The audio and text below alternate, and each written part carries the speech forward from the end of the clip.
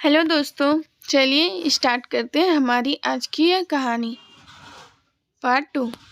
आपने पिछली कहानी में पढ़ा है कि पायल और ऋषभ दोनों बचपन से दोस्त हैं और वह दोनों एक ही स्कूल में पढ़े और एक ही साथ बड़े हुए हैं और दोनों एक दूसरे को बहुत प्यार करते हैं। लेकिन उन दोनों के बीच ऐसा क्या हुआ जो दोनों की आंखों से आंसुओं की नदियां बहने लगी। पायल ने ऋषभ को शाम को 4 बजे फ़ोन करने का वादा किया था ताकि वह दोनों कहीं घूमने जाने की प्लानिंग बना सके, क्योंकि कॉलेज में पढ़ाई की वजह से वो दोनों बहुत दिनों से कहीं घूमने नहीं गए थे।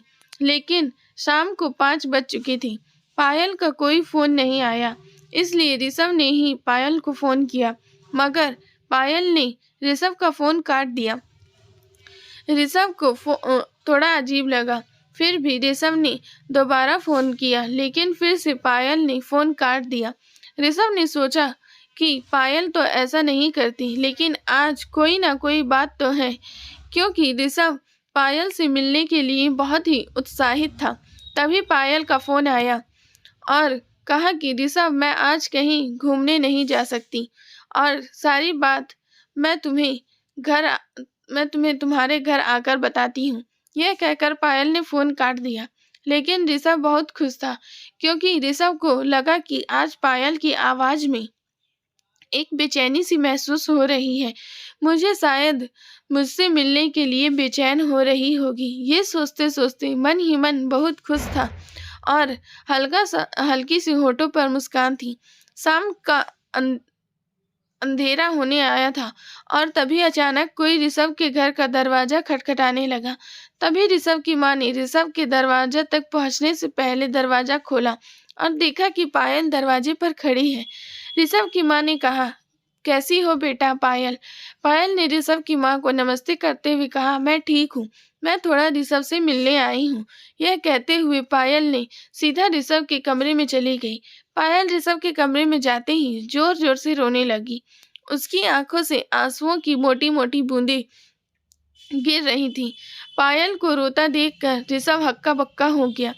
उसे समझ में नहीं आ रहा था कि अचानक पायल को हो क्या गया है और वह रो क्यों रही है। ऋषभ ने सबसे पहले पायल की आंखों का आंसू पोंछा और कहा, पायल, तुम्हें क्या हो गया है और तुम अचानक रो क्यों रही हो? सब ठीक है ना?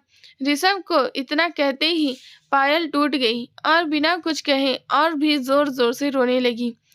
ऋषभ ने पायल का हाथ पकड़ा और अपने हाथों में पायल का हाथ रखकर कहा, अब बताओ क्या हुआ और इतना रो क्यों रही हो? तुम सोच भी नहीं सकती कि तुम्हारे आंसू देखकर मेरे दिल में क्या क्या गुजर रहा है। प्लीज बताओ ना पायल, क्या हुआ? उसके बाद पायल ने अपने आंसू पोंछे और अपने आप को संभालते हुए ऋषभ का हाथ पकड़ते हुए कहा, ऋषभ, हमारा रिश्ता यहीं तक था। आज के बाद हम दोनों एक साथ कभी नहीं मिलेंगे। पायल की ये बात सुनकर ऋषभ को ऐसा झटका लगा कि 420 वोल्ट की बिजली उसके शरीर में से गुजर गई। ऋषभ ने पायल का हाथ को कस के पकड़ा और चिल्लाते हुए कहा, तुम पागल हो गई हो क्या? क्या बोल रही हो? तुम्हें पता है तुम होश में तो हो? पायल इतना रो रही थी कि आप सोच भी नहीं सकती। पायल को ऐसा लग रहा था कि उसकी जिंदगी वहीं पर खत्म हो जाएगी, लेकिन खुद को समझाते हुए ऋषभ के हाथ को पकड़कर अपने पास बिस्तर पे बिठाया और रोते हुए कहा, ऋषभ, मैं जो कह रही हूँ वह ध्यान से सुनो। मैं अब और तुम्हारी नहीं रही।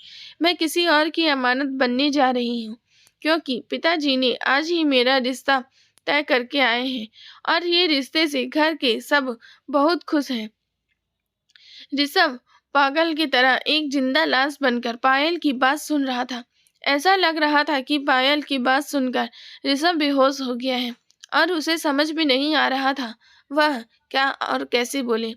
कुछ देर बाद जब ऋषभ होश में आया, तब पायल का हाथ पकड़कर और पायल की आंखों में देखकर कहा, पायल, तुम मेरे साथ मजाक कर रही हो ना? ये बात साफ थी कि ऋषभ के गले का कंपन ही ऋषभ को बता रहा था कि पायल झूठ नहीं बोल रही और अब सब कुछ खत्म हो चुका है। लेकिन पायल ने ऋषभ के सवालों का जवाब न देते हुए अपने चेहरे घूंघट से ढांकते हुए कहा, मेरी बात तुम्हें मजाक लग रही है। अचानक ऋषभ को ऐसा लगा कि पूरा आसमान उसके सर पे टूट पड़ा है और उसके आंखों के सामने पूरे कमरे में अंधेरा छा गया है। ऋषभ अपने दोनों हाथों से अपने सर को पकड़कर जमीन की तरफ एक नजर से देखने लगा। उसकी आंखों में सब कुछ धुंधला सा नजर आ रहा था।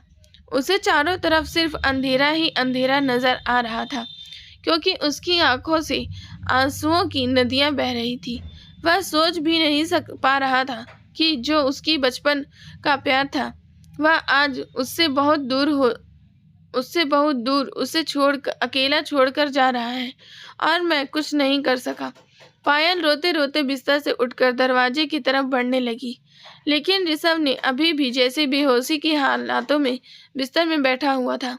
अचानक ऋषभ बिस्तर से उठा और पायल को आवाज लगाई और दर्द भरे आंसुओं के साथ, होठों पे दर्द भरी मुस्कुराहट के साथ पायल की तरफ देखकर कहा, तुम अब यही कहने वाली थी ना कि मैं तुम्हारी शादी में किसी प्रकार की बाधा न डालूं।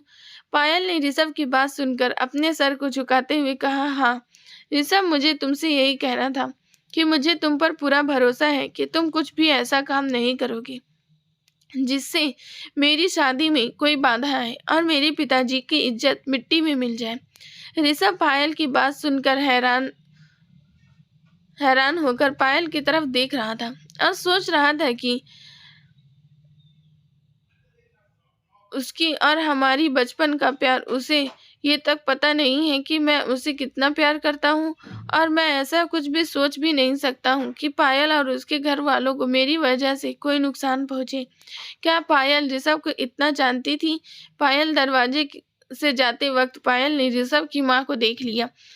तब उसे समझ में आ गया था कि ऋषभ की माँ ने हमारी सारी बातें सुन ली हैं।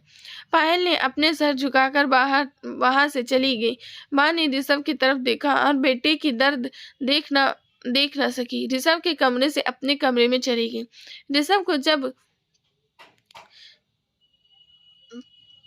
पायल का चेहरा याद आया तो उसके सारे आंसू नकली लगने लगे, क्योंकि पायल के चेहरे पर शादी की खुशी की झलक अब ऋषभ याद कर पा रहा था। पायल की मजबूरी ने सिर्फ ऋषभ का दिल ही नहीं टूटा, उसका भरोसा भी टूट चुका था। हमारी यह स्टोरी आपको अच्छी लगी हो तो हमारे चैनल को सब्सक्राइब करें, हमारी वीडियो को लाइक करें। Thank you so much.